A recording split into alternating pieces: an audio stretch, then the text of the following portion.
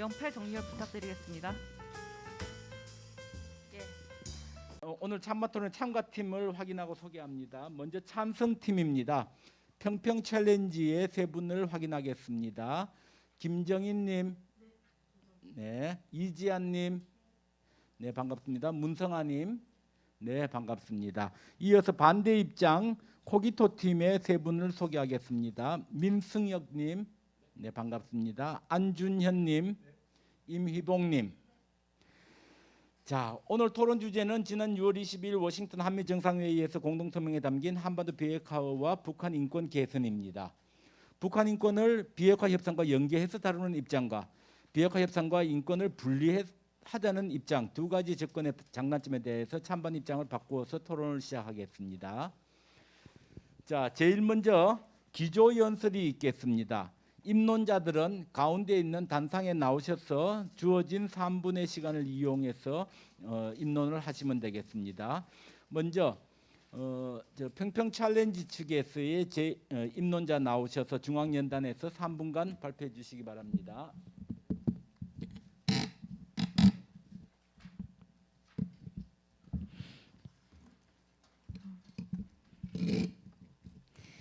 네, 안녕하십니까. 평창평화 챌린지 토론대회에 평평 챌린저 팀으로 참여한 찬성 측 이지안입니다. 평평 챌린저의 기조 연설 시작하겠습니다. 대북 제재의 핵심적 역할을 하는 미국에서 대북 제재와 정책 강화법을 통해 북한 인권 문제 해결을 대북 제재 해제 요건으로 하고 있는 것처럼 이미 북한 인권 문제는 남북 간의 문제를 뛰어넘어 국제 문제로 상정됨에 따라 뜨거운 감자로 떠오르고 있습니다. 또한 유엔 및 유럽의 여러 비정부 기구에서도 북한의 인권 문제를 이슈화하고 있는 만큼 저희 팀은 북한 인권을 연계하여 접근하는 데에 찬성합니다. 첫째, 저희 모두가 항상 추구해왔던 인권과 평화의 가치를 생각해보며 이 토론 주제를 접근해보았으면 좋겠습니다. 평화라는 것은 자유, 인권, 정의 이런 전제 조건 속에서 이루어지는 것이라고 생각합니다.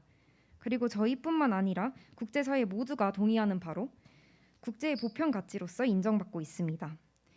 하지만 비핵화라는 큰 문제를 해결하기 위하여 북한 주민의 자유권을 후순위로 정하였을 때 평화 공존이라는 명목하에 북한의 인권 문제가 과연 후순위로 밀려나는 것이 정의로운가 하는 의문점을 제기하고 싶습니다. 인권은 비핵화와 함께 평화라는 단어로 얘기할 수 있기 때문에 순위와 순서 이런 걸로 정하는 데에는 조금 무리가 있다고 생각합니다. 또한 비핵화를 위해 북한과의 소통 및 교류 협력이 중요함을 인정하는 바이지만 이 과정 속에서 우리가 추구해온 가치의 축소와 위축을 요구한다면 이에 대해 어떻게 응할 것인지에 대해서는 답이 명확하다고 생각합니다. 즉 양보할 수 있는 것과 그렇지 않은 것에 대해서 명확하게 인식하는 것이 필요하다고 생각합니다. 또한 한반도 평화 프로세스는 북한 인권 증진을 포함하는 개념으로서 한반도 비핵화와 평화 프로세스는 북한 인권 개선에 도움을 준다고 생각합니다. 한반도 평화 프로세스에 있어 한반도 비핵화는 첫 번째 단계에 불과하며 한반도 비핵화 협상의 궁극적 목적이 평화 달성임을 고려하면 평화 프로세스의 완성을 위해서는 인권 증진이 필수라고 생각할 수 있습니다. 또한 마지막으로 북한 인권 문제는 세계가 관심을 갖는 핵심 사안이라고 생각합니다. 북한 인권 문제에 대해서 최근 유엔 내부에서 합의 추세는 북한의 심각한 인권 상황에 대한 국제사회의 엄중한 인식이 반영된 것으로 평가할 수 있습니다. 북한 인권에 관한 결의안은 기존 인권위원회에서 2003년부터 2005년까지, 인권이사회에서는 2008년부터 현재까지, 그리고 유엔 총회에서는 2005년부터 현재까지 매년 채택되는 걸로 알고 있습니다. 2014년 처음으로 안보리에서 논의가 착수된 것은 안보리 이사국들 다수가 북한 인권 문제와 국제 평화 안보 간 상관관계의 필요성을 강조했다는 점에서 북한 핵이나 이탈 주민에 대한 문제의 접근 네, 시간이 다 됐습니다. 5초만 드리겠습니다. 네. 평화 안보 간 상관관계의 필요성을 강조했다는 점에서 국제사회에서는 북한 인권 침해에 대해서 모두 공감하고 있습니다. 그렇기 때문에 외부에서는 북한 및 북한 주민에게 끊임없는 자극을 주어서 협상 테이블에 이 의제를 다루는 것이 맞다고 생각합니다. 네. 이상 찬석 측의 기조 연설을 마치도록 하겠습니다. 네, 수고하셨습니다. 이지암님 평생에 살아가면서 3분의 1의 짧은 건 처음 경험해 보지 그지요? 네, 아유 수고하셨습니다. 이어서 코기토 팀의 반대 측의 임론입니다. 3분입니다. 안녕하십니까. 반대측 기조연설 시작하도록 하겠습니다. 저희 측은 한반도 비핵화와 북한 인권의 연계에서 접근하는 데 반대합니다. 지난 2018년 문재인 정부의 한반도 평화 프로세스를 통해서 판문점 선언과 북미 정상회담이 성사되었습니다. 그러나 2021년 북한이 민감해하는 인권 문제를 중시하는 바이든 행정부가 출범함에 따라 한반도 평화 프로세스와 한반도 비핵화에 빨간불이 켜졌습니다. 한반도의 비핵화 중요합니다. 북한 인권 문제 개선도 시급하다는 점 저희도 인정합니다. 하지만 저희 측은 한반도 비핵화와 북한 인권 개선이 동시에 연계하여 다룰 수 없다고 주장하는 바이며 다음으로 반대 근거들을 제시하도록 하겠습니다. 첫 번째, 인권 문제는 북한이 민감해하는 문제이므로 협상 안건으로 올려 자극하지 말아야 합니다. 북한은 항상 인권 문제를 거론하면 이를 최고 존엄에 대한 모독이라고 하며 본인들의 영린으로 여겨왔습니다. 따라서 찬성 측의 주장대로 인권 문제를 비핵화 협상에서 다룰 경우 비핵화 협상이 차질을 빚어 인권 문제 해결조차 미뤄질 가능성이 있습니다. 그러므로 비핵화 협상을 단계적으로 진전함으로써 북한과의 신뢰 관계를 구축하는 것이 우선이 되어야 할 것입니다. 둘째, 과거 대북 협상에서 인권 문제를 주요 화두로 사용한 경우는 없었습니다. 인권 문제는 핵 개발과 별개이며 협상의 진전을 방해하는 장애물이 될 수 있다라고 생각하였기 때문입니다. 따라서 비핵화와 인권을 묶어서 협상을 진행하면 과거의 협상 방식과 일관성이 결여될 수밖에 없습니다. 동방 정책, 일관성 있는 통일 정책을 통해서 통일을 이룩한 독일의 사례를 비추어 보았을 때 통일 정책에 있어 일관성이 중요하다는 점을 우리를 명심하여야 합니다. 셋째, 중국과 북한의 외교적 결속력을 강화합니다. 중국은 한반도의 비핵화는 지지하지만 국제사회와 북한 인권 문제 제기에는 내정 간섭이라며 줄곧 반대 입장을 보여왔습니다.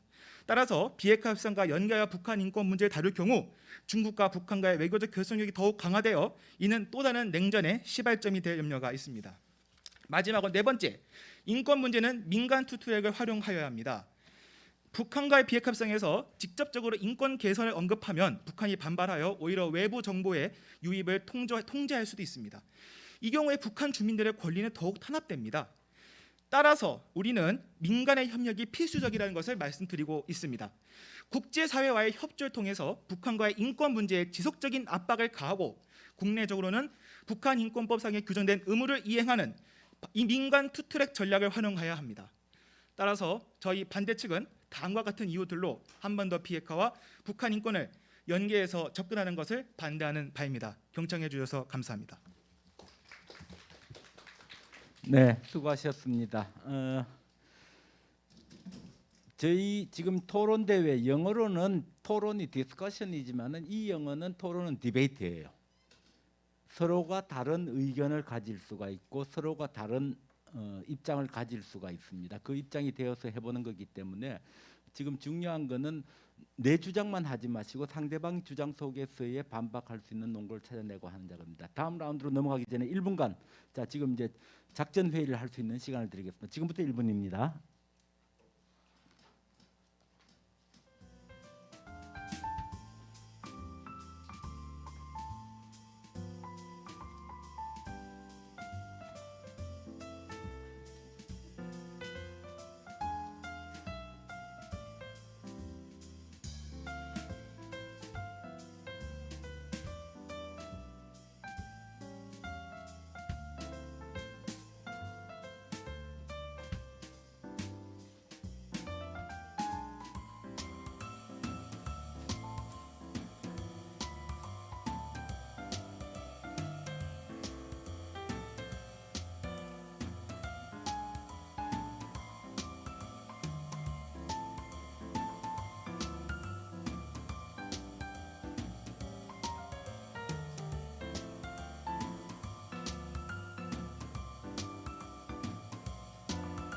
네, 자 작전 타임을 마쳤습니다. 이번 순서는 찬성팀에서 주도하는 교차 질의와 쟁점 반박, 지난번하고 조금 룰을 바꿨습니다. 교차질의 쟁점 반박을 합쳐서 찬성팀이 지금부터 10분의 시간을 매니지하도록 하겠습니다. 반대팀에는 답변은 할 수 있지만은 질의는 할 수가 없습니다. 자, 찬성팀에서 시작해 주시기 바랍니다. 지금부터 10분입니다. 네, 안녕하세요. 먼저 질문을 맡게 된 평평 챌린저의 김정인입니다. 먼저 반대 코기토 팀에 입론해 주신 안준현 학우님께 좋은 입론해 주심에 정말 감사드립니다. 의견 잘 들었고 저희도 조금 고려하고 있었던 부분이 몇 개 나와가지고 조금 질문 드릴 게 있어가지고 질문 드리고 싶습니다. 먼저 맨 처음으로 독일의 사례를 들어주셨는데 독일이 제가 알기로는 헬싱키 프로세스를 도입함으로써 국제사회 간의 뭔가 인권 문제에 대한 합의를 도출하고 그 합의를 바탕으로 일관적인 뭐 인권에 대한 적용이나 뭐 그런 것들을 했기 때문이라고 생각을 하는데 그럼 그 이전과 그 헬싱키 프로세스 이후에 독일의 통일 정책은 조금 다른 궤를 하고 있지 않나라는 생각이 들거든요. 그렇기 때문에 우리나라도 이 남북 관계를 이번 북한 인권 문제를 연계시키느냐 마느냐를 좀 전환점으로 삼아서 이걸 좀 진행하면 어떨까라는 생각이 드는데 이 부분에 대해서는 어떻게 생각하시나요?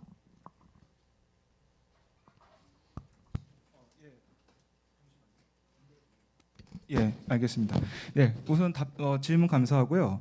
헬싱키 프로세스 얘기해 주셨는데 헬싱키 프로세스 같은 경우는 저는 이제 동독과 서독은 아까 말씀드렸던 동방 정책이 주였고 헬싱키 프로세스는 1970년대에 이제 그 동국권 국가들과 서방 국가들의 국경 문제 때문에 시작했다는 것을 잘 아실 겁니다.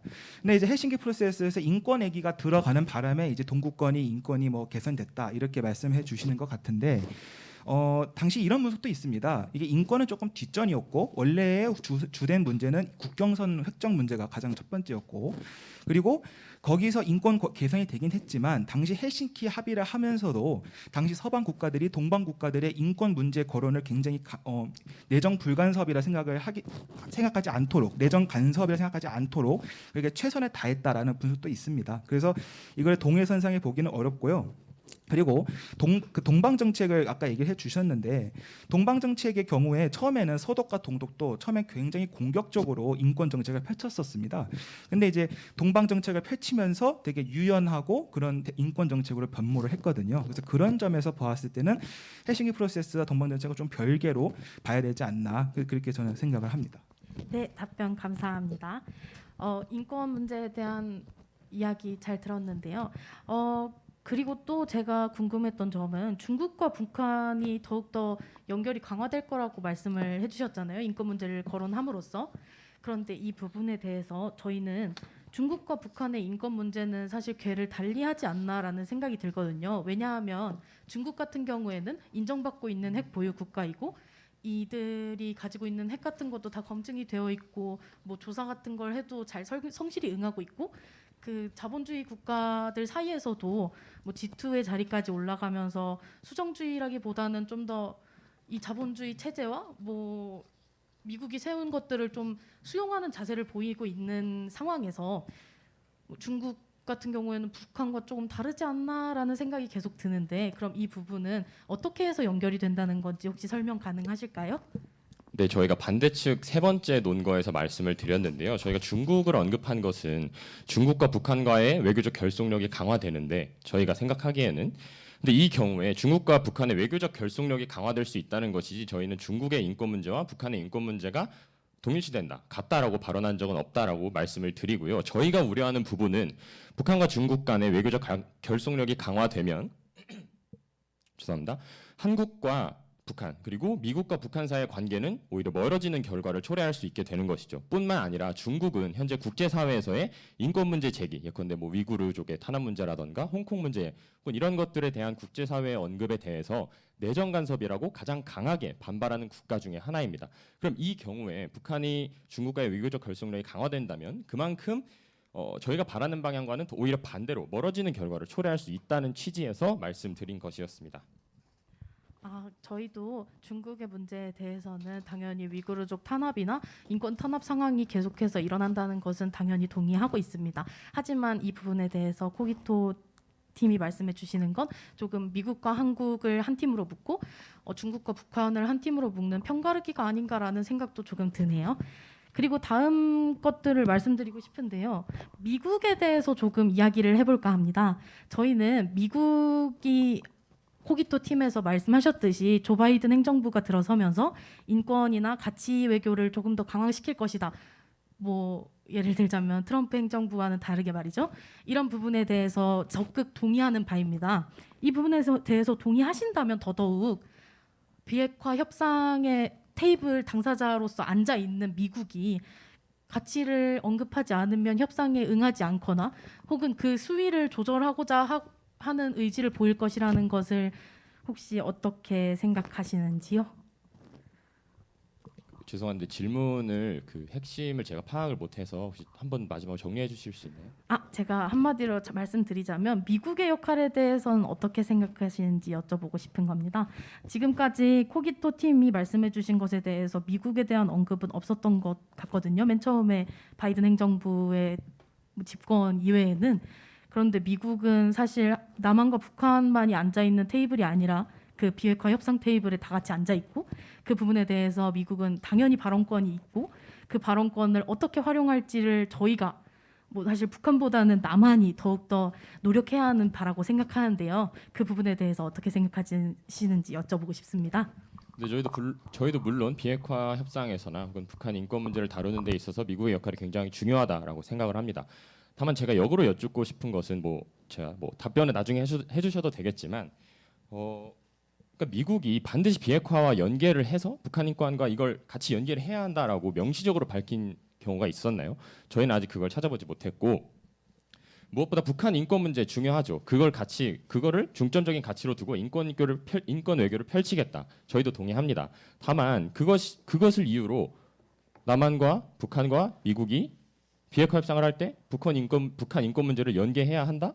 그건 저희는 아니라고 생각합니다. 인권 문제 중요하니까 그거를 저희는 민관 투트랙 전략으로 따로 다루자는 것이죠. 그리고 첨언 좀 드리겠습니다. 네, 첨언하겠습니다. 지금 미국의 입장을 언급해 주셨는데 미국이 북한의 인권 문제를 중요시한다는 것이 곧 비핵화 협상에서 인권 문제를 다루겠다라는 결론으로 귀결되지는 않는다고 생각을 하고요. 그리고 이제 오히려 이 세 국가의 인권에 대한 입장 차이가 나기 때문에 세 국가를 넘어서 국제적인 차원에서 인권 문제를 다뤄야 한다고 생각을 하는 바입니다. 네. 제가 먼저 말씀드리고자 하는 것은 저희 주도 타임이지만 질문을 해주셨기에 일단 답을 드리자면 저희가 생각하기에는이라기보다는 보고서나 아니면 결의안 같은 것에서도 미국을 위시한 유엔 측이 당연히 대북 제재를 완화하기 위해서는 완전하고 불가역적인 비핵화가 필요하다라는 입장을 계속해서 밝힌 바 있고요. 그리고 정치범 수용한 것도 다 석방해라라는 제안이겠지요. 제안을 여러 차례 한 바 있기 때문에 이 부분에 대해서는 당연히 비핵화와 함께 인권 문제 개선이 필요하다고 여겨지는 바입니다. 그리고 첨언 좀 드리겠습니다. 아까 미국이 꼭 그 인권 문제를 협상 테이블에 올려야 하냐는 거에 대해서 의문점을 가져주셨는데요. 제가 답변 드리겠습니다. 일단 미국이 대북 제재 해제 요건으로 내놓고 있는 내용에 대해서 설명해 드릴게요. 미국의 대북 제재와 정책 강화법이라는 내용을 살펴보면 북한 비핵화뿐만 아니라 북한 인권에 관한 중대한 진전이 있을 때에만 미국의 대통령의 결정과 또한 의회에 대한 승인이 있을 때 비로소 대북 제재가 완화되거나 해제될 수 있다는 그런 법이 명명되어 있습니다. 따라서 북한 인권 문제는 남북 간 차원의 문제가 아니라 국제 차원의 문제이기 때문에 이런 미국과 같은 여러 핵심 국가들의 입장도 함께 당연히 반영이 돼야 되는 게 맞다고 생각을 하는 부분이고요. 그리고 아까 입론하셨을 때에 바이든 행정부가 인권 중심 가치 외교를 펼치면서 한반도 상황에 빨간불이 켜졌다고 말씀해 주셨습니다. 하지만 과거의 일관성 유지해야 한다는 그런 입장에 저는 반박을 하고 싶은데요. 인권 중시하는 바이든 정부가 들어섬에 따라서 세계 질서 또한 급변하고 있다고 생각을 하는 바입니다. 정부는 끊임없이 바뀌게 돼 있고 그 정부가 추진하는 방향에 따라서 세계 질서도 변화하기 마련이라고 생각합니다. 따라서 그런 바이든 정권이 가치 외교를 중심으로 펼친다는 것이 근거로 한반도 비핵화 문제와 북한 인권 문제가 따로 진행돼야 한다는 그런 논리에는 좀 부족하다는 점을 많이 느꼈습니다. 또한 민간 투트랙으로 하셔야 된다는 부분이 있었는데 일단 이 부분은 나중에 다시 이야기 드리도록 하고 다른 발언 이어가도록 하겠습니다. 끝이 났지만 한 말씀만 더 드려도 될까요? 아니요, 다음에 하셔야 되겠습니다. 네. 시간 다 됐습니다. 감사합니다. 예. 이제 슬슬 살벌하게 이제 긴장감이 높아집니다. 나는 누구, 여기는 어디가 시작됐습니다. 지금 저희 심사위원들도 가다가 지금 주도권이 어느 주도권인가 지금 넘어갔다는 느낌도 받았거든요. 자기 주도권 시간은 자기 주도권을 가지고 잘 활용하시기 바랍니다. 자, 이번에는 이제 반대팀 우리 코기토 팀이 주도하는 10분의 교차 질의와 쟁점 반박 시간입니다. 코기토 팀 시작해 주시기 바랍니다. 네, 코기토 팀 시작하겠습니다. 네, 우선 찬성 측 입론 정말 잘 들었습니다. 저희도 몇 가지 궁금한 점이 있어서 질문을 드리도록 하겠습니다. 질문을 드리기 전에 앞서서 이제 바이든 행정부의 정권 변화에 따른 세계 질서의 변화를 언급을 해주시면서 따로 진행해야 하는 그 북한 인권 문제와 비핵화 문제를 따로 진행해야 되는 근거가 부족하다라고 말씀을 해주셨는데 오히려 정권 변화에 따라서 지금 계속해서 대북 정책 영향을 받고 있기 때문에 각 국가 간의 입장이 매우 중요시되는 비핵화 협상에서 다뤄야 되는 것이 아니라 국제사회 차원에서 다뤄야 한다고 계속해서 주장을 드리는 거고요. 그리고 질문을 드리고 싶은데 입론에서 계속해서 북한 인권 문제에 대해서 국제사회가 문제를 제기하고 이슈화를 하고 있다라는 부분을 언급해 주셨는데 정확히 이런 부분과 비핵화가 어떻게 연관이 되어서 협상 테이블에서 다뤄야 하는지 그 대안이나 방법에 대해서는 언급해 주시지 않은 것 같아서요. 혹시 그 부분에 대해서 설명을 드릴 수 있을까요? 자, 먼저 말씀드리고자 하는 건 코기토 팀에게 제가 질문을 잘 이해하지 못한 것인지 질문을 하나 드리고 싶은데 국제사회와 비핵화 협상 테이블을 조금 다르게 생각하고 계시는 거라고 받아들여도 괜찮을까요? 네, 그렇습니다. 네, 알겠습니다.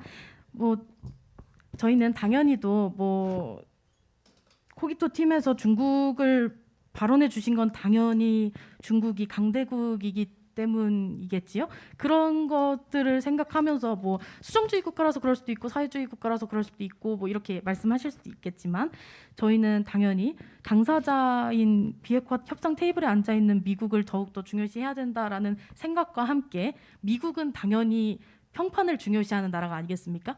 아까 이렇게 환영사로 말씀해 주신 것 중에 공공외교의 이야기가 나왔잖아요. 그 공공외교 또한 미국을 싫어하는 나라를 조금 줄여보자라는 취지에서 공공외교가 나왔다고 생각을 하고 미국은 그렇기 때문에 더더욱 국제사회의 평판이나 혹은 다른 나라 국민들의 평판을 더욱더 신경 쓰는 나라라고 저는 알고 있습니다. 그렇기 때문에 더더욱 우리는 찬성 측이니까 국제사회의 평판을 신경 쓰는 미국을 고려하여서 국제사회가 북한 인권 문제를 더욱더 고려하고 있다는 점을 주지시키고자 했던 것입니다. 네, 저희가 잠깐 답변해 주신 점에 대해서 말씀드리고 싶은 게 있는데 중국이 북한의 혈맹이라는 점 알고 계십니까? 네, 그럼 한미동맹의 중요성도 잘 알고 계시겠네요? 잘 알고 계시죠? 알고 있지만 그게 네, 그러면 말씀드린 시간 것처럼 관계상 평가를 여기까지만 아니죠? 듣겠습니다. 네, 좋은 말씀 해주셨는데 중국도 평판을 중시할 수밖에 없습니다. 지금 중국이 G2로 부상을 하고 있고, 근데 국제사회에서 별로 중국이 우방국이 지금 없는 상황입니다. 그런 상황에서 북한이라는 국가가 비핵화라든가 혹은 이제 미국 서방 국가들에 가까워지는 것은 중국이 염려하는 거라고 볼 수밖에 없고요. 그리고 저희는 더 나아가서 만약에 이제 이 인권 문제 그리고 종전 협정 같은 것도 있을 수 있습니다. 종전 협정을 하게 될 경우에 중국도 그 협정의 주체가 되기 때문에 당연히 중요하게 여길 수밖에 없다는 점. 저희가 미국은 안 중요하고 중국은 덜 중요하다. 중국이 더 중요하다. 그렇게 지금 이게 이분법적으로 보는 것이 아니고 중국도 중요하고 미국도 중요하다는 점. 그렇게 저희가 말씀을 드리려고 얘기를 했던 것입니다. 그리고 질문의 경우에는 질문은 네, 우선 아까 답변 잘 들었는데 제가 여쭤본 거는 미국의 입장을 중요시해야 되냐 이것이 아니라 비핵화 협상에서 어떻게 북한 인권을 연계해서 다룰 것인지 대안이 언급되지 않아서 그 점을 여쭤보고 싶었던 것이고요. 그리고 하나 더 여쭤보겠습니다. 인론에서 북한 인권이 후순위가 되어서는 안 된다. 비핵화와 인권 문제에는 우선순위를 정해서는 안 된다라고 언급을 해주셨는데 그 다음에는 비핵화가 한반도 평화 프로세스의 첫 번째 단계다라고 언급을 해주셨어요. 이 점에서 저는 조금 모순이 발생한다고 생각하는데 그렇다면 비핵화는 첫 번째 단계이고 인권 문제는 첫 번째 단계가 아니라는 말씀이신지 둘의 우선순위가 존재한다는 것인지 어떻게 생각하시는지 여쭤보고 싶습니다. 이 부분에 대해서는 단계와 순위를 조금 저희가 차이를 두고 있다는 점을 좀 알아주셨으면 하는 바람이 있습니다. 왜냐하면 단계 같은 경우에는 문재인 정부가 말했듯이 한반도 프로세스에는 비핵화를 첫 번째 단계로 하는 네 단계가 존재하지요. 그런데 우리가 생각하기에 비핵화가 첫 번째 단계라고 해가지고 인권은 2순위고 비핵화는 1순위다라고 생각하지 않는다는 점 말씀드리고 싶고 더욱더 답변 드리기 위해서 마이크를 잠깐 넘기겠습니다.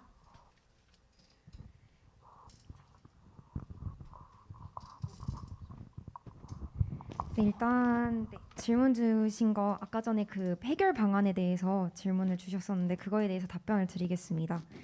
저희가 그 해결 방안은 한 4가지 정도로 크게 생각을 하고 있고요. 일단은 계속 저희가 말씀드렸던 국제사회와의 공조가 필요하다고 생각하고 그리고 정부기관 상호 간의 역할 분담, 민간의 역할 그리고 교류 협력까지 이렇게 한번 그 비핵화와 같이 이게 4가지가 동시에 가는 게 필요하다고 생각합니다.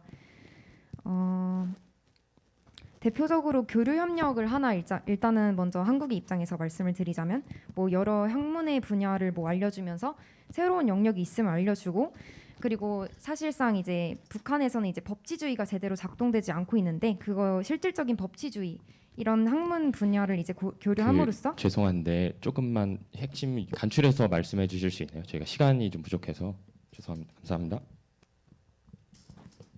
네, 교류 협력의 그 구체적인 예시를 지금 말씀드리고 있습니다.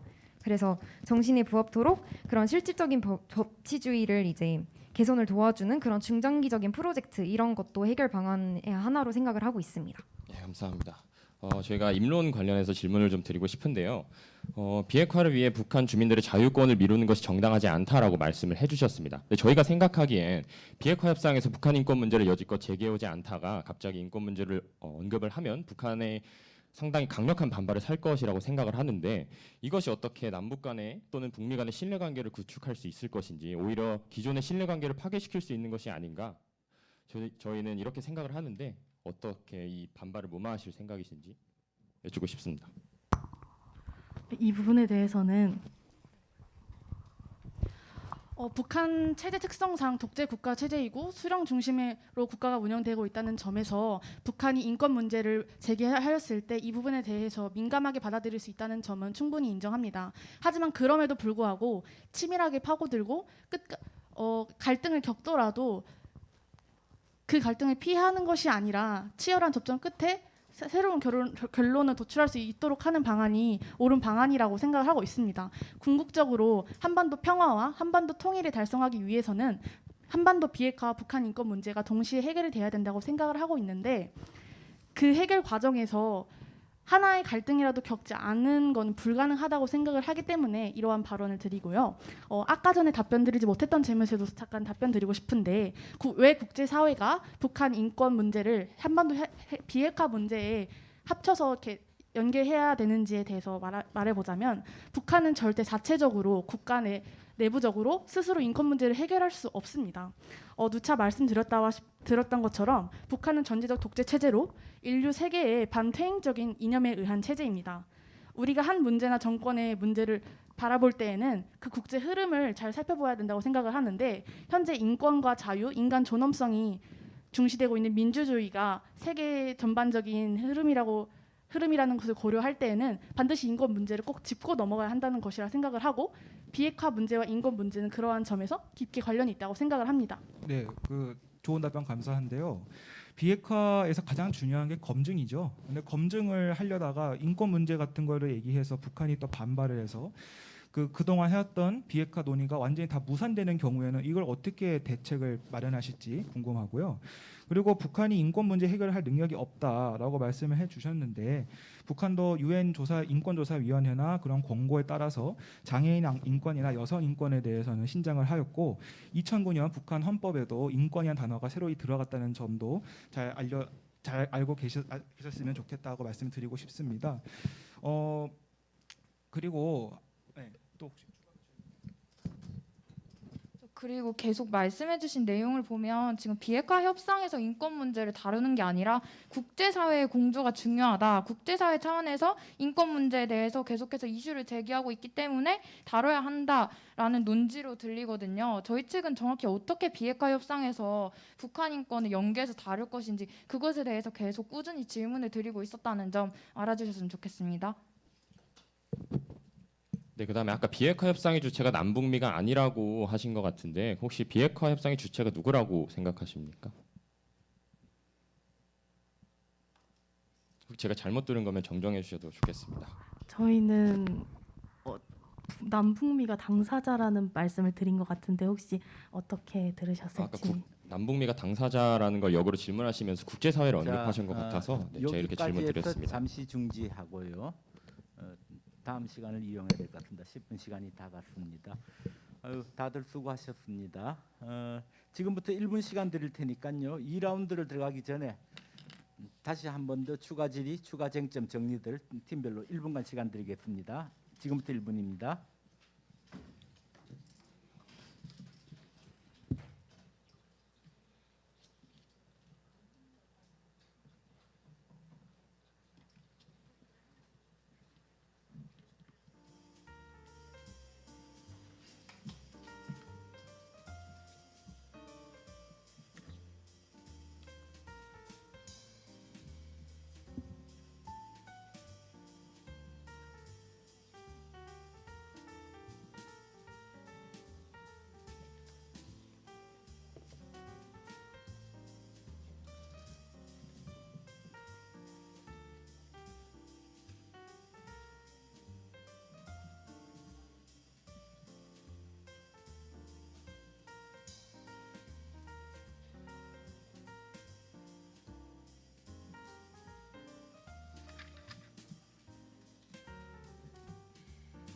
네, 시간이 다 되었습니다.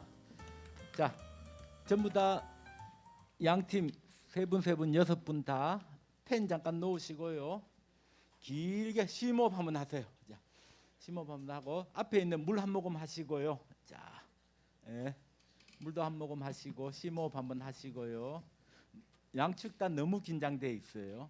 우리가 얘기하는 것은 상대방의 의견을 틀렸다고 얘기하는 것이 아니라 나와 다른 의견을 어떻게 우리가 지금 맞춰 나가 볼 겁니다. 미국의 사회교육, 초등학교 사회교육 가서 소셜 스터디에 나오는 얘기가 리더십을 설명할 때 뭐라고 되어 있냐 하니까 타인을 잘 설득해서 협조를 구해낼 수 있는 사람. 리더는 목소리가 큰 사람이 아니고 힘이 센 사람이 아니고 진영의 논리로 가는 것이 아니라 리더는 상대를 잘 설득해낼 수 있는 사람이라고 합니다. 자, 이제 두 번째 라운드의 디베이트가 시작되겠습니다. 이번에도 마찬가지로 우리 찬성팀 평평 챌린지가 주도해서 추가 질의, 추가 쟁점 반박, 주도권을 가지고 가는 10분 지금부터 시작하겠습니다. 시작해 주세요. 네, 다시 돌아온 김정인입니다. 저희가 맨 처음으로 말씀드리고자 하는 건 방금 말씀하셨던 주도해주신 토론 과정에서 비핵화를 협상 테이블에 아예 올리지 않기를 바라시는 것 같아가지고 그 부분에 대해서 조금 맞을까요? 제가 이해한 부분이? 비핵화를 협상 테이블에 올리지 않는. 죄송합니다. 비핵화 협상 테이블에 인권 문제를 올리지 않는 걸 바라시는 것 같아서요. 아예. 네, 저희는 분리해서 국제적인 차원에서 민간 투트랙 전략을 사용해야 된다고 계속 주장하고 있는 겁니다. 네, 저희도 민간 투트랙 전략에 대한 중요성이나 민간의 중요성 혹은 민간이 참여해야만 우리나라 국민들의 지지와 합의를 이끌어낼 수 있다는 점에는 당연하게도 동의합니다. 그러나 그 부분에 대해서 우리나라에 여러 가지 NGO가 상주해 있지 않겠습니까? 그리고 북한에도 당연히 NGO가 많이 상주해 있었고, 물론 지금 북한이 대화를 거부하고 교류를 거부함으로써 혹은 대북 제재 때문에 인도적 지원 같은 것들을 못하고 있는 실정이지요. 이 부분에 관해서 코기토 측에서는 계속해서 얘기해 주셨다시피 이 민간 투트랙을 하기 위해서는 외부 유입이 필요하고, 그런데 외부 유입을 통제하는 유인인 북한의 인권 문제를 거론하는 것은 잘못되었다라고 계속 얘기를 해주시는 것 같아요. 이 부분에 대해서 동의하시나요? 네, 저희는 그 자체가 잘못됐다는 게 아니라 실효성, 효과가 부족하다고 말씀드리는 겁니다. 오히려 북한의 반발을 살 수 있다고 말씀드렸습니다.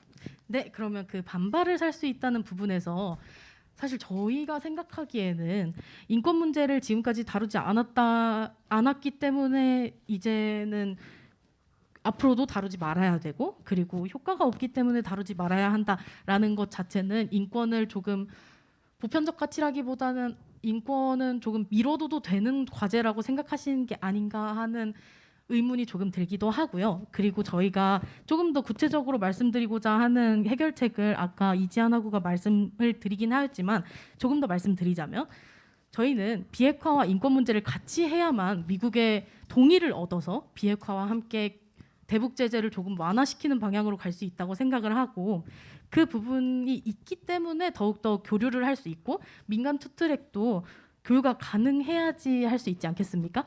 그렇기 때문에 교류를 할 수 있는 환경을 만들기 위해서는 일단 인권 문제를 짚고 나가지 않을 수 없다라는 걸 말씀드리고 싶고, 그 다음은 이지한 하구가 말하고 싶은 것.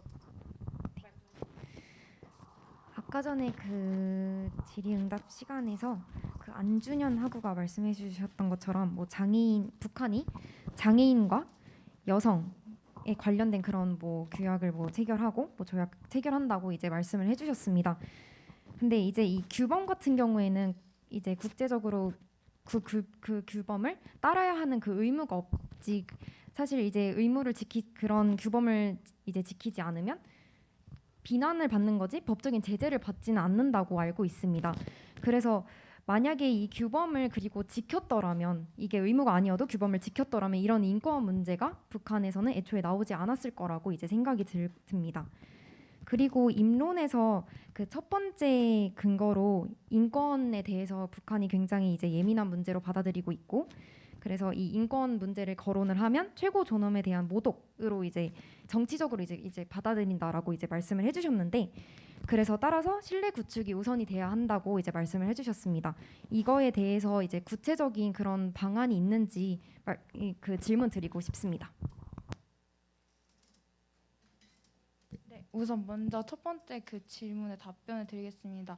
이제 저희 측 입장을 그 질문해주신 것 중에서 짚고 넘어가자면, 저희 측은 인권 문제를 후순위로 미루거나 외면하자는 것이 아니라서 단지 비핵화랑 연계해서 협상해서 다루지 말고 분리해서 국제적인 차원에서 다루자라고 계속해서 주장을 해드리고 있는 거고요. 그러한 이유로 중국과의 외교적 결속력이 강화될 수 있고 북한이 애초에 협상 자체에 응하지 않을 수 있다. 그러니까 찬성 측께서 주장하시는 교류 환경 자체가 단절될 수 있다는 점을 말씀드리고 싶었습니다. 네, 답변 잘 들었습니다. 저희 아까 민간 투트랙으로 진행을 하는 방안을 제시해 주셨는데요. 민간 투트랙이라고 했을 때에는 민간의 협력이 필수적이고 그 민간 협력으로서 북한에게 지속적 압박을 가할 수 있다라는 점에서는 저희도 매우 동감합니다. 그러나 삐라 사건을 아실 겁니다.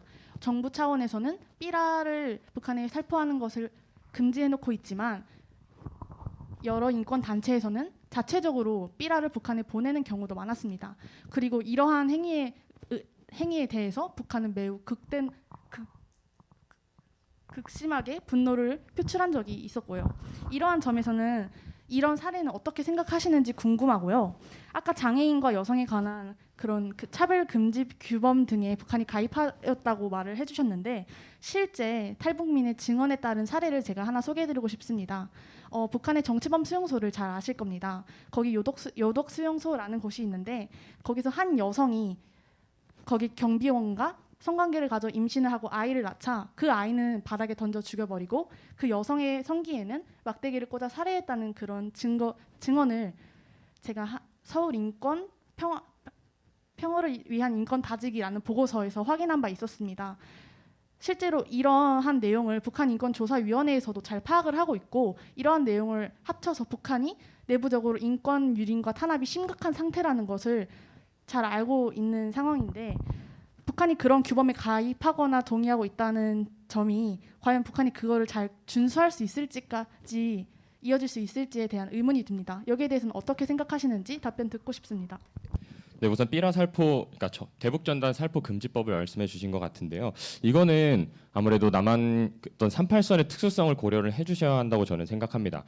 그 접경 지역 주민들, 제가 이런 말씀 드리긴 좀 그렇지만 제가 학교가 강화도에 있었거든요. 그래서 그 부분, 그 지역은 대북 전단에 의해서 어떤 북한의 위협을 직접적으로 느끼고 있는 분들입니다. 그리고 실제로 접경 지역 주민들을 인터뷰한 영상을 보시면 그분들도 어떤 북한 주민들의 알 권리를 보장하자는 거에 절대 반대하지 않으세요. 다만 그분들은 직접적인 생존권을 위협받고 있고 안전을 위협받고 있기 때문에 그것을 보호하기 위해서 우리나라 정부가 이걸 제정을 했다라고 저희는 생각을 하고요. 그 다음에 수용소 내에 어떤 증언을 말씀해 주시면서 어떤 뭐 반대 측에서는 인권 문제를 조금 소홀시한다라는 어떤 뉘앙스로 말씀을 해주신 것 같은데 저희는 오히려 정반대라고 생각합니다. 인권 문제를 실질적으로 개선하기 위해선 우리나라가 국제사회와의 공조를 더 강화해야 하는 거고 그래서 그것이 바로 민관 투트랙 전략인데 어떤 국제사회와 협력을 하면서도 남한 정부 내에서는 북한 인권법 상에 규정된 의무를 더 적극적으로 이행하고 그것이 정권 교체와 관계없이 일관적으로 갈 수 있게끔 해야 한다고 저희는 주장을 했던 것입니다. 그리고 들어도 괜찮을까요? 저희- 네, 혹시 신뢰관계 구축에 대해서 좀 말씀 더 첨언해드려도 될까요? 이 부분 저희가 말씀드리고 싶었던 부분인데 잘 짚어주셨네요. 저희는 신뢰관계 구축을 계속 말씀해 주셨고 민간 투트랙 같은 것도 말씀을 해주셨는데 방금 말씀드렸던 문성아하고가 말씀드린 바와 같이 대북전단 살포 같은 경우에는 북한 정부와 신뢰관계를 구축해야 한다는 식으로 말씀해주신 코기토 팀과는 조금 어폐가 있지 않나라는 생각이 들거든요. 그렇게 민간 투트랙 같은 경우에는 민관이 같은 궤를 하고 있는 의견을 가지고 같은 목표로 향해서 나아가야 한다고 생각하는데 이 부분에 대해서는 어떻게 생각하시나요? 저희가 생각하기에는 대북전단 살포 같은 사례를 보면 그 부분에 대해서 조금 민간 쪽에서는 관이 추구하고 있는 바와 다른 방식으로 혹은 다른 목표를 향해서 나아갈 가능성이 있는 것 같은데 그 부분에 대해서는 조금 우리나라가 좀 신경을 써야 하지 않나 생각하거든요. 저희는 그래서 민간 투트랙에 대해서도 물론 동의를 하지만 그럼에도 불구하고 NGO나 아니면 시민단체 같은 단체들을 다 같이 모아서 그 부분들의 의견이나 아니면 뭐 생각 같은 것들을 모으고 그런 위원회가 있고 그 다음에 관이 조금 더 지원을 하고 관의 지원에 따라서 더 인권 문제를 인도적 지원을 좀 더 관의 입장에서 통제하에 하는 게 좀 더 북한과의 신뢰 관계 구축에 도움이 되지 않을까라는 생각을 하거든요. 물론 저희도 북한과의 신뢰 구축이 필요하다는 점은 당연히 인지하고 있습니다. 이 부분에 대해서 간략하게 설명 부탁드려도 될까요? 예, 그 대북전단 금지법 같은 경우는 아까 말씀드렸다시피 38선의 특수성을 고려해야 됩니다. 그 접경지에 살고 계시는 주민들의 위협이 있었기 때문에 정부에서 그런 정책을 했던 건데요. 저희가 아까 입론에서도 말씀드렸다시피 북한 인권, 그러니까 저희가 계속 얘기하는 게 북한 인권법, 미국이나 한국에서 발의된 북한 인권법에 의거해서 이를 준수하고 그럼으로써 민관 투트랙을 진행해야 된다는 말씀을 드리고요. 그리고 신뢰관계 구축에 대해서 제가 예시를 여러 가지 들고 싶은데 예를 들어서 리비아 사례가 있습니다. 리비아 같은 경우는 미국에게 핵협상을 해서 비핵화를 했지만 결국 카다피가 미국에 의해서 살해당한 일이 있었거든요. 미국의 R2P로 인해서 그런 걸 봤을 때 네. 북한에서 항상 이 목숨을 부분에 위협을 대해서 받고 조금 그런 것들이 염려되지 않을까. 그래서 자, 신뢰관계가 시간이 다 구축이 된다고 생각합니다. 됐습니다. 뭐 마무리. 네. 마무리 쳐드릴까요? 한마디만 드리고 싶은데 저희가 사실 코기토 팀과 두 번째 이렇게 디베이트를 하는 거라서요. 조금 더 자유롭게 토론해서 좀 더 많은 의견 들을 수 있었던 것 같아서 좋았습니다. 감사합니다. 예. 자, 끝난 거 아니에요? 끝날 때까지 끝난 게 아닙니다. 네, 이제 이번에는 다시 10분이 우리 코기토 팀이 주도하는 반대팀이 주도해서는 추가 질의, 추가 쟁점 반박 바로 시작하겠습니다. 지금부터 10분입니다. 예, 그 아까 저희가 중국 얘기를 했었는데 자꾸 저희가 이제 중국 얘기를 하니까 북한과 중국이 한 편이고 미국과 남한, 한국이 뭐 같은 편 이런 식으로 이제 편가르기를 하신다라고 말씀해 주셨는데 그게 어떻게 저는 편가르기라고 생각하지 않고요. 결국은 비핵화라 뭐 북한 문제를 해결하는 데 있어서 모든 국가들의 협력과 동조가 필요하다는 것은 뭐 주지의 사실입니다. 그렇기 때문에 저희는 오히려 중국이 이 유엔 상임 이사국도 중 하나고 북한의 혈맹 중 하나인데 거기서 인권 문제를 거론하면서 반발하고 미국과 한국의 행동들이 뭐 내정 간섭이다 이런 식으로 행동하는 거를 미연에 방지하고자 제가 말씀을 드리는 거지 북한과 중국이 한 편이 되고 한국과 미국이 편가르기를 한다 이렇게 저희는 말씀을 드렸던 게 아니라는 점 얘기를 드리고 싶고요. 그리고 신뢰관계 구축에 대해서 아까 제가 리비아 사례를 들어드렸습니다. 그런 식으로 북한이 항상 염려를 하고 있어요. 아까도 헬싱키 얘기도 해주셨는데 그 북한의 유명한 노동당 총비서 황장엽 선생이 그 북한이 이제 여러 가지 사례를 분석하면서 동구권이 붕괴한 이유가 무엇인가에 대해서 사례를 들었을 때 첫 번째가 후르시초프의 스탈린 비하 그리고 두 번째가 쿠바 미사일 사태 그리고 세 번째가 헬싱키 선언 이렇게 그리고 네 번째가 고르바초프였거든요. 그렇게 분석을 한다라고 본인 자서전에도 그 글을 담은 적이 있습니다. 그렇기 때문에 더더욱이 북한은 과거에 헬싱키 합의로 인해서 동구권 국가들이 붕괴됐던 과거의 사례들을 보면서 우린 절대 저기에 참가해서는 안 되겠다 이런 생각을 하고 있을 것이고요. 그리고 아까 제가 얘기했던 무하마드 카다피의 경우에도 2003년도에 미국과 비핵화 협상을 잘해서 비핵화가 됐습니다. 근데 그 후에 2011년도에 미국이 다국적군을 파견해서 카다피를 결국은 목숨을 잃게 했죠. 그런 것들 북한이 가만 보고 있겠습니까? 그러니까 더더욱이 이 미국과 협상하는 데 있어서 인권 얘기하면 안 된다. 인권 그런 얘기하면 우리에게는 자충수가 된다. 이런 생각을 북한이 너무나 당연하게도 하고 있는 겁니다. 그런 상황에서 이걸 같이 얘기를 할 수 있다. 비핵화 협상에서 이걸 같이 논의할 수가 있을지 저는 좀 어떻게 생각하시는지 궁금합니다. 이게 저는 가능성을 말씀드리는 겁니다. 북한이 과연 이 협상에 응할 것인가? 예? 그러니까 비핵화 얘기를 하게 되면은 여기에 우리가 협상에 응할까에 대해서 확률 정도로 몇 % 정도로 이 북한이 응할 거라고 생각하십니까?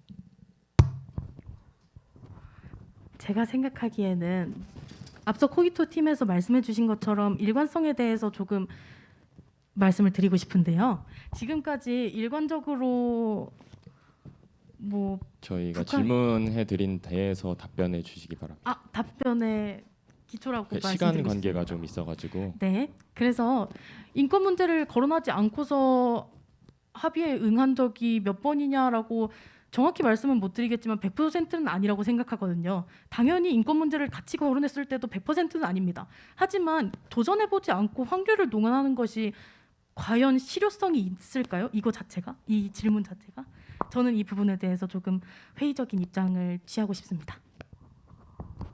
네, 어쨌든 저희는 북한이 단기적으로 반발을 강력하게 할 것이라고 생각을 하고 하지만 찬성 측에서는 이제 어떤 도덕적인 정당성을 말씀해 주시면서 어쨌든 그게 옳은 방향이고 그걸 치밀하게 파고들고 그것이 궁극적인 목적이 되어야 한다라고 말씀을 해주셨습니다. 저희도 이것을 논리적으로는 충분히 이해가 가능합니다. 하지만 과연 현실적으로 효과가 있을지에 대해서는 저희는 계속 의문점을 드리고 있는 것이거든요.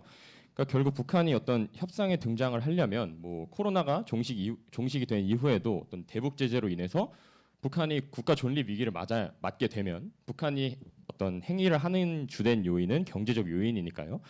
근데 그러면 국가 존립 위기에 맞아서 이제 북한이 어떤 기존에 해왔던 외교 정책을 버리고 수용을 하겠다 이런 자세로 나올 것인가에 대해서 저희는 의문이 있고 북한이 여태까지 내세우고 있는 경제 정책이 바로 자력갱생입니다.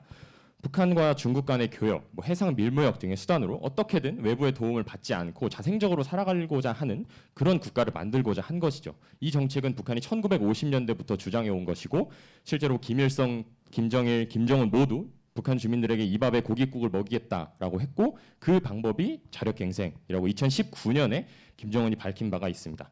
그래서 저희는 이 부분에 있어서 과연 실효성이 있을까? 물론 장기적으로는 옳은 방향일 수 있지만 단기적으로는 많은 북한 주민들이 어떤 비핵화 협상에 응하지 않으면 그에 상응하는 대북 제재 완화도 이루어지지 않을 것이기 때문에 오히려 더 많은 식량 부족에 시달리고 있을 것이라고 생각을 하고 저희가 앞서 말씀드렸다시피 아무튼 북한 주민들의 42.4%가 영양 부족에 시달리고 있다는 보고서도 존재합니다. 그다음 제가 하나 더 첨언을 드리자면 앞서 대북전단 살포 금지법 관련해서 말씀을 해주셨는데요. 저희는 계속해서 우리 남한 주민들의 안전을 보장하기 위한 조치라고 말씀을 드렸습니다. 그래서 실제로 북한이 대북전단 살포에 반발을 해서 고사총을 사격한 사례도 있었고요. 그다음에 대북전단 풍선이 의정부 민가에 떨어져서 재산적인 피해를 입힌 적도 있었습니다. 이 점 유의해 주시길 바랍니다. 그다음에 앞서 입론에서 비핵화를 위해 북한 주민들의 자유권을 미루는 것이 정당하지 않다라고 말씀을 해주셨는데요. 그러면 비핵화와 북한 인권을 연계하면 북한 주민들의 자유권을 해결할 수 있다고 보십니까? 네, 저희가 생각하기에는 비핵화 협상 테이블에 인권 문제를 올리지 않는 것보다는 더욱 해결할 가능성이 있다고 보는 바입니다. 네, 그렇다면 찬성 측에서는 북한 인권 문제의 주요한 그 자유권 문제가 제기되는 이유가 무엇이라고 생각합니까? 저희가 생각하기에는 먼저 제가 간단하게 일단 말씀을 드리자면 말씀해 주셨듯이 김일성, 김정일, 김정은으로 이어지는 이 3대 세습 체제 자체가 사회주의뿐만이 아니라 우리식 인권이라는 뭐 인권관이나 아니면 가부장제와 함께 뭐 주체 사상이 들어가 있는 그런 사상들의 결합으로 인해서 이루어져 있다고 생각하거든요. 그러한 정신적인 조금 강한 워딩인 것 같지만 세뇌라고 해야 할까요? 아니면 개조 같은 것들이 당연히도 자유권을 침해하고 있다고 생각합니다. 네, 답변 잘 들었습니다. 그리고 계속해서 이제 자유권이 정치 체제에서 기인한다고 말씀을 해주셨고 찬성 측 쪽에서는 이제 북한이 내부적으로 인권 문제 해결이 불가능하다라고 언급을 해주신 바가 있습니다. 그런데 북한 또한 2009년 헌법을 개정하는 과정에서 인권이라는 용어를 삽입한 바가 있고요. 서구식의 인권 개념과 다를 뿐이지 북한도 인권에 대한 개념을 가지고 있고 주민들의 인권을 기본적으로 개선하고자 하는 그런 여러 의지들을 보여왔습니다. 그것이 앞쪽에서 말씀드린 장애인, 아동 그리고 여성 관련 규약들이고요. 네, 이 정도로 첨언하겠습니다. 예, 그리고 첨언하겠습니다. 미국 얘기를 많이 해주셨습니다. 뭐 미국 당연히 너무나도 중요하지요. 그런데 미국이 지금 정권이 바뀐 지가 얼마 되지 않았습니다. 불과 작년까지만 해도 트럼프 대통령이 미국 대통령이었는데 2018년으로 우리가 시간 한번 돌아가 봅시다. 트럼프 대통령은 인권 얘기를 거론한 적이 거의 없습니다. 종교 지도자들이 인권 얘기를 거론하셔야 합니다 해도 인권 얘기를 김정은한테 하지 않았습니다. 그래서 김정은도 싱가포르에서 그리고 하노이에서 트럼프를 만났던 거죠. 그러니까 그런 식으로 미국 또한 정권이 바뀌면 또다시 인권 얘기를 하는 경우도 있고 안 하는 경우도 생깁니다. 그러니까 지금 바이든 행정부가 또 다른 대통령으로 바뀌면 또 그때 가서 인권 얘기를 안 할 수도 있는 거예요. 그리고 또 대표적인 핵 협상이 이란 핵 협상입니다. 얼마 전에 이제 이란과 미국이 핵 협상을 해가지고 지금 다시 파기를 했다는 그런 말이 있는데 이란 핵 협상 또한 오바마 때 이루어졌다가 다시 또 트럼프가 탈퇴하지 않았습니까? 그러니까 그런 식으로 미국도 정권이 바뀌고 그러면서 계속 말이 바뀌고 인권에 대해서도 접근을 할지 말지 결정이 여부가 바뀌는 경우들이 발생합니다. 그거에 대해서는 어떻게 생각하시는지 그리고 북한이 트럼프의 제안에는 즉각 응했으면서 현재 바이든에게는 계속 비판하고 바이든의 이런 뭐 토니 블링컨 국무장관에 대한 발언이라던가 그리고 바이든 행정부에 대해서 비난만 하고 협상을 하려고 하지 않는 이런 북한의 모습에 대해서는 어떻게 생각하시는지 궁금합니다. 말씀해 주셨다시피 바이든 정부가 들어선 지는 얼마 되지 않았습니다. 불과 뭐 1년이라고도 할 수 없는 시간이 흘렀는데요. 그 부분에 있어서 벌써 속단하는 것은 너무나 이른 결정이 아닌가라는 생각이 조금 듭니다. 바이든 정부는 당연히 들어선 지 얼마 되지 않았고 가치 외교를 거의 배제하다시피 하였던 트럼프 정부의 유산들을 어느 정도 걷어내고 나서야 북한에 대한 가치 외교를 진행하거나 뭐 아니면 바이든 정부가 계속해서 외쳐왔던 동맹 외교 같은 것들을 조금 더 강화할 수 있겠지요. 그 부분에 대해서는 저는 아직까지 코기토 팀에서 말씀해 주시는 것 같은 미국의 협상 제의 같은 것에 대해서 김정은 정부가 정권이 왜 거절하느냐에 대해서는 조금 속단하시는 것 같다는 생각이 조금 들고요. 그리고 조 바이든 정부는 당연히 안준현 하국께서 말씀해 주셨듯이 집권한 지 얼마 되지 않았고 그렇기 때문에 북한이 맨 처음으로 합의를 거절한 것은 바로 트럼프 행정부 시기라고 할 수 있겠지요. 그렇기 때문에 아직까지 다시 말씀드리지만 판단하기에는 조금 이른 것 같다는 생각이 듭니다. 감사합니다. 네요. 아이고 수고들 하셨습니다. 양측에 두 차례에 걸친 질의응답 또 반박 토론을 마치고요. 1분 시간 마무리든 각 측에서 한 분의 대표자가 이제 중앙위원단 포디움에 나오셔서 3분간의 최종 발언 시간을 가질 겁니다. 1분간 준비 시간 드립니다.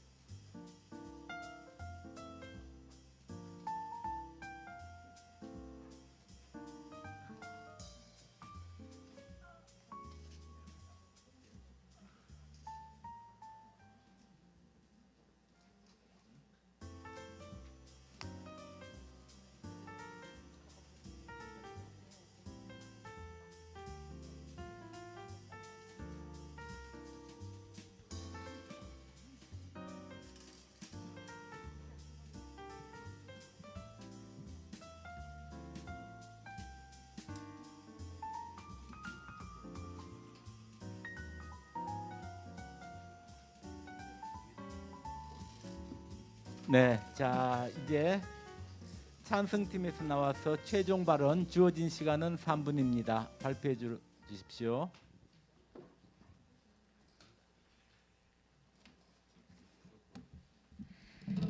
네, 안녕하십니까. 평평 챌린저 찬성 측 최종 변론을 맡게 된 문성아입니다. 그럼 저희 최종 변론 시작하도록 하겠습니다. 북한의 인권 문제는 한반도 비핵화 문제 해결 자체로의 시간이 오래 걸린다는 이유로 결코 무시할 수 없는 인도적 차원의 문제입니다. 한반도 비핵화와 북한의 인권 문제는 당연히 해결되기 어려운 문제이기도 합니다. 이 두 가지가 한반도 평화 프로세스에서 추구하는 과정으로서의 평화라는 점에서 반드시 함께해야 한다는 점을 다시 한번 강조하고 싶습니다. 열띤 토론을 통해서 반대 측 역시 장기적으로는 북한 인권 문제가 해결이 돼야 한다는 것에는 합의한다는 점을 저희도 확인하였습니다. 그럼 토론 과정에서 있었던 여러 가지 반박거리와 논쟁들을 다시 한번 짚고 넘어가면서 저희의 주장을 간략히 다지도록 하겠습니다.